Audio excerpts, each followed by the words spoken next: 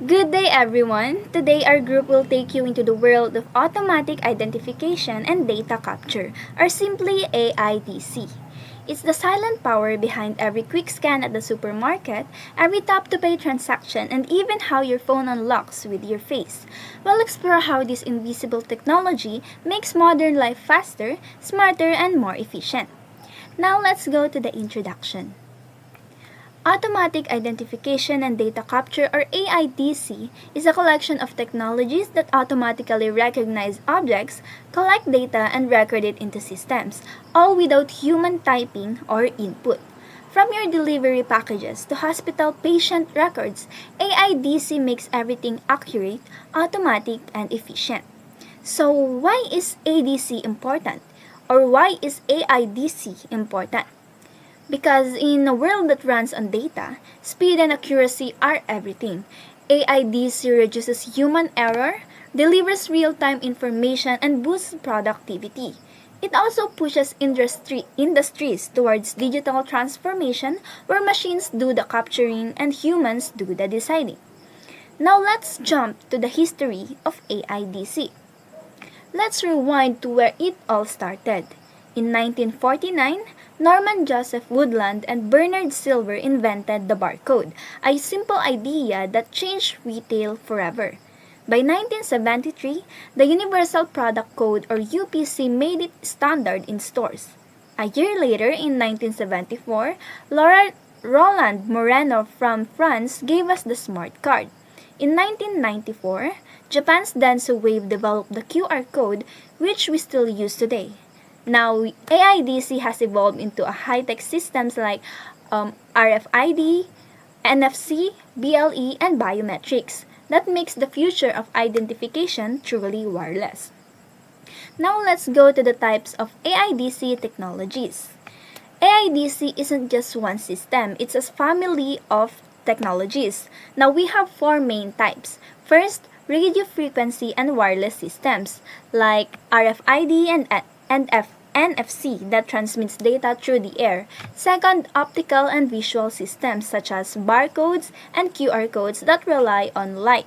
Third, card-based systems like your ATM and ID cards that store data securely.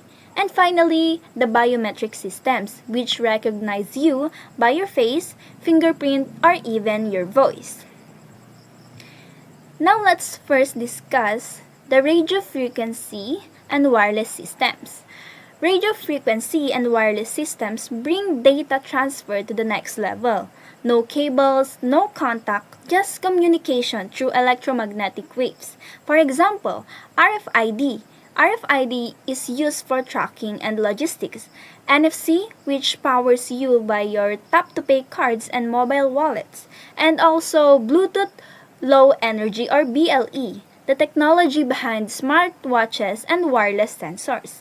So these systems makes our day or everyday life faster and smarter from your warehouses to your wrists. Now let's go to the optical and visual systems. Next, we have the optical and visual systems where light meets logic. This includes the barcode and QR codes that store information in lines, boxes, and patterns. While the OCR or optical character recognition reads printed text and turn it into digital data. While machine vision, the combination of cameras and AI, helps factories inspect products automatically. In short, these systems allow machines to see, read, and understand the world. Next, the card-based systems. Card-based systems are the backbone and secure transactions and identity management. From your magnetic stripe cards, which are swipe for access, to smart cards with embedded chips. These cards keep our data moving safely. While some require contact, others work wirelessly using radio waves. We see them in banking, transportation, and telecommunications makes every swipe and tap a trusted connection. Next, we go to the biometric systems. The most personal form of identification is biometric systems. Instead of IDs or passwords, biometrics recognize who you are, your fingerprint, your face, your iris, or even your voice.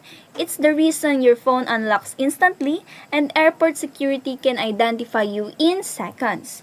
Biometrics combine convenience with strong security because in the end, no one can be more you than you. Thank you. Let us now move on to the theoretical background of AIDC. First is the radio frequency and wireless communication. This slide explains how RFID, NFC, and BLE use electromagnetic waves to transfer data wirelessly. These systems communicate without physical contact, allowing faster and more automated processes. RFID is often used in inventory and logistics, NFC in contactless payments and access cards, and BLE in Internet of Things and wearable devices.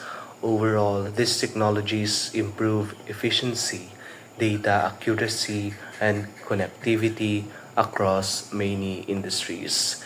Next is the radio frequency key formulas.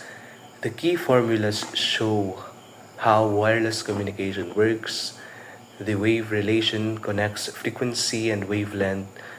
The Friis equation shows how signal power decreases over distance, and the path loss formula explains how signal strength fades.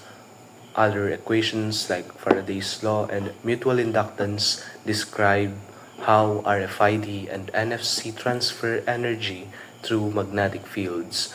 These help engineers design stable and efficient wireless system.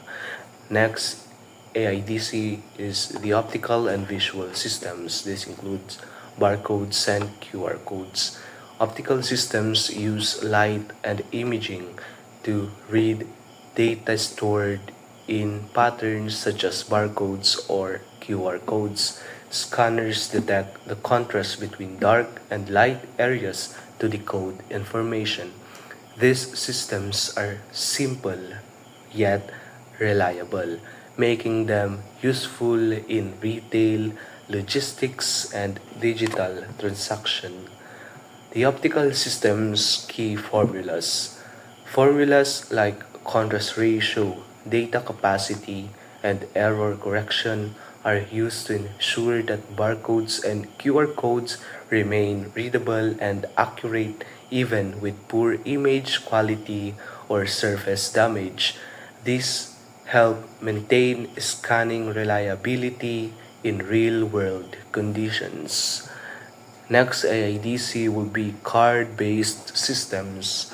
Card-based systems include magnetic stripe cards and smart cards that store and process information securely. Smart cards can be contact or contactless and are widely used for banking identification and transportation.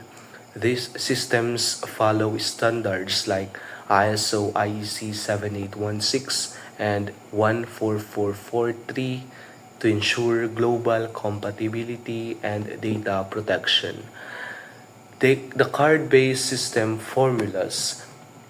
In this slide presents formulas such as Ohm's law, resonant frequency, and power efficiency, which are important for understanding and improving the performance of smart cards. These equations ensure stable operation, proper energy use, and reliable data transmission between card and reader. The last AIDC will be biometric systems. Biometric systems identify individuals using unique traits like fingerprints, faces, iris patterns, or the voice. They rely on pattern recognition and statistical comparison to verify a person's identity. This makes biometrics more secure and convenient than traditional password-based systems. The biometric key formulas. Formulas like Bayes' theorem, Hamming distance, and MFCC are used to measure similarity and improve matching accuracy in biometric systems. They help reduce errors and ensure reliable identification in fingerprint, iris, and voice recognition technologies. In summary, in this theoretical background and application of key AIDC technologies, each system, wireless, optical, card-based, and biometric, uses distinct scientific principles to automate data collection and identification. Radio frequency systems enable contactless communication. Optical systems provide fast and visual data reading. Card-based system ensure secure transaction, and biometric systems deliver personalized authentication. In conclusion, AIDC technologies play a vital role in improving efficiency, accuracy, and security in data management. They reduce human error, enhance automation, and support the growing demand for digital and smart solutions. As these technologies continue to evolve, they will further integrate with AI, IoT or the Internet of Things, and advanced security frameworks, shaping the future of automated identification and data capture. I'll be discussing the practical applications and operation of various identification and data technologies that are widely used in our everyday lives.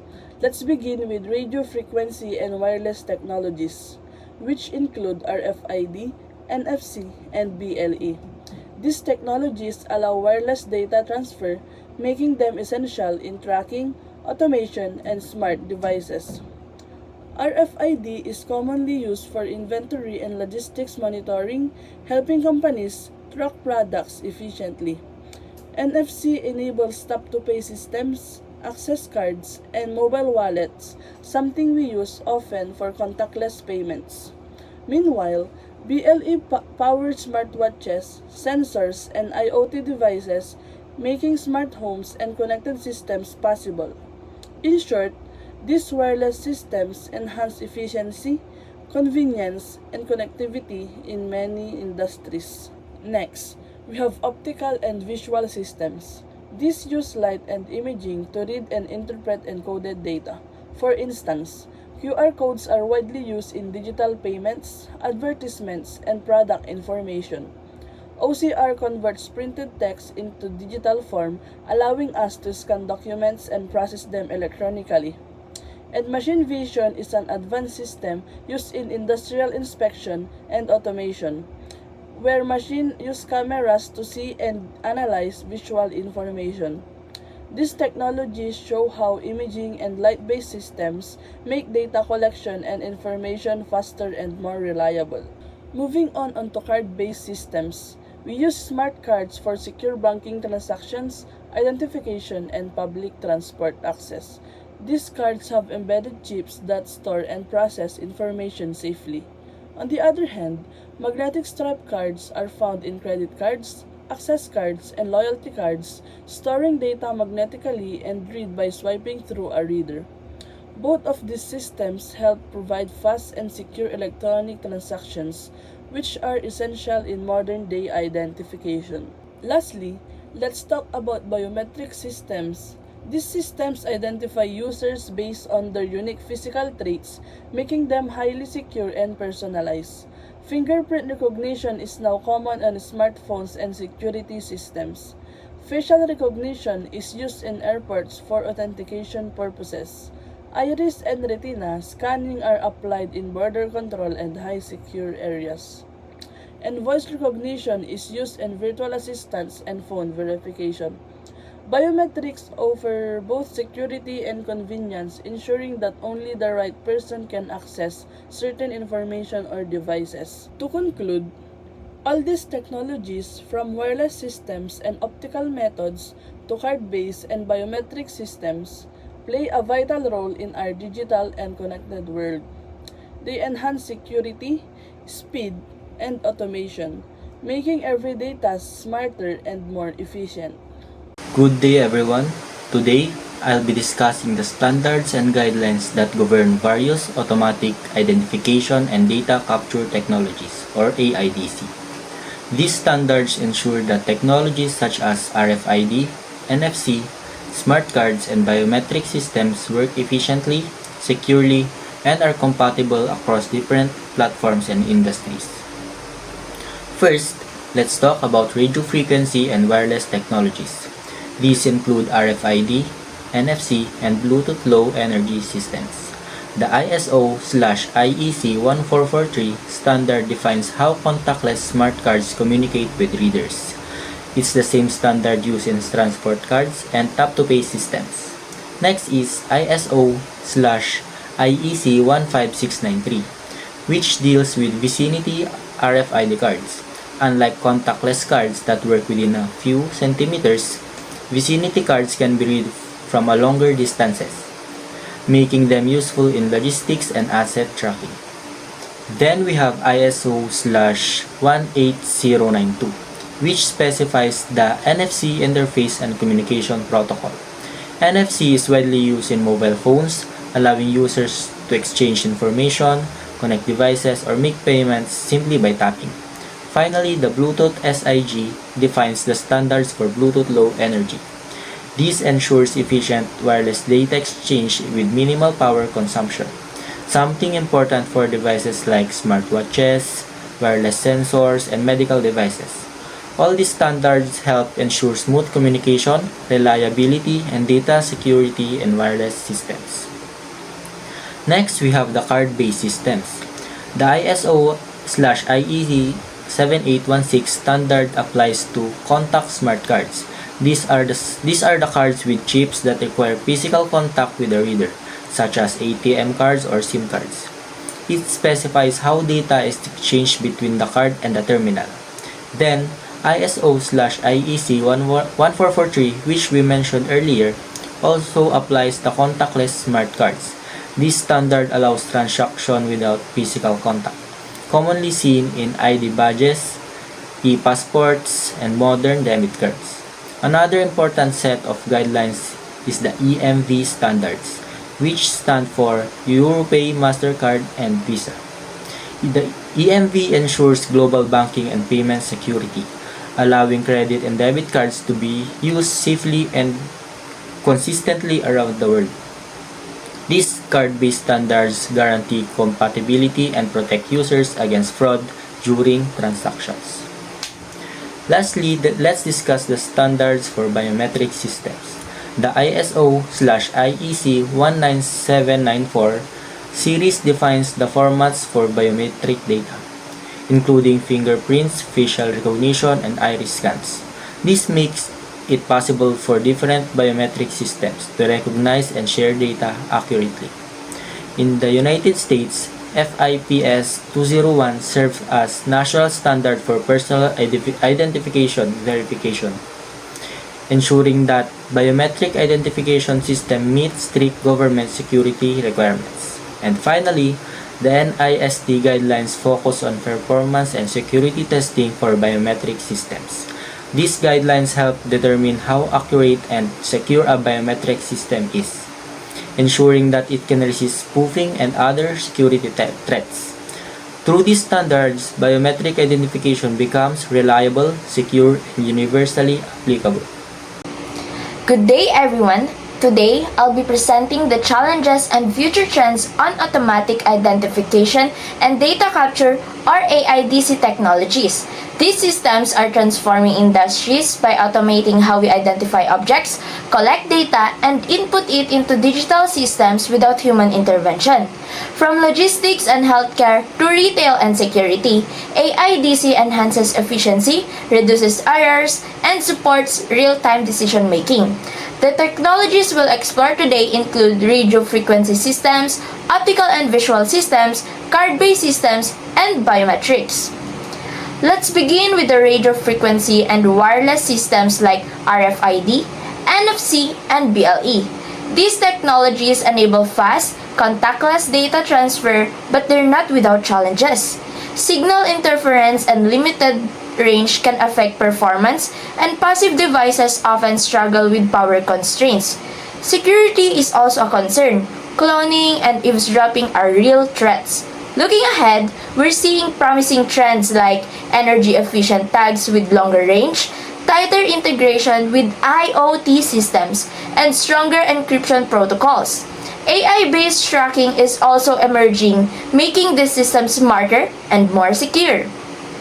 Next, let's talk about the visual and optical systems, like QR codes and image-based scanning. Challenges here include poor image quality and low light conditions, fake or tampered QR codes, and heavy reliance on camera and network quality. These issues can compromise both speed and security. But the future looks bright. We're moving towards secure QR codes and faster decoding algorithms. AI-powered vision systems are improving accuracy, and there's exciting expansion into augmented reality and smart displays, making these systems more interactive and immersive. Now, onto the card-based systems, which are still widely used in access control and payments. The main challenges here are the data theft, physical wear and tear, and compatibility issues with newer readers. These limitations are pushing industries to innovate.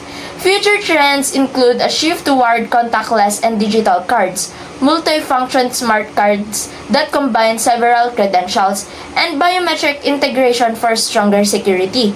These upgrades aim to make card-based systems more versatile and resilient. Biometric systems are becoming central to secure authentication, but they come with complex challenges. Privacy concerns, false matches due to poor image quality or changes in appearance, and the high cost of advanced systems are major hurdles. There's also the risk of spoofing and data breaches.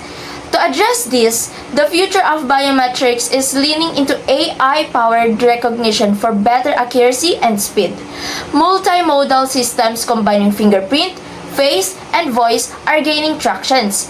Advances in encryption and decentralized storage are helping protect user data, and integration with IoT devices is making authentication seamless across platforms. To summarize, AIDC technologies automate data collection through innovations in radio frequency, optical, card-based, and biometric systems.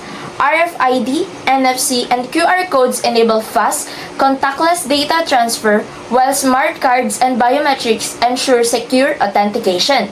The future of AIDC lies in integrating AI, IoT, and blockchain while uploading strong ethical and data privacy standards. As we move forward, these technologies will continue to shape digital transformation across industries. Thank you for your attention, and I hope this gave you a clear view of where AIDC is headed.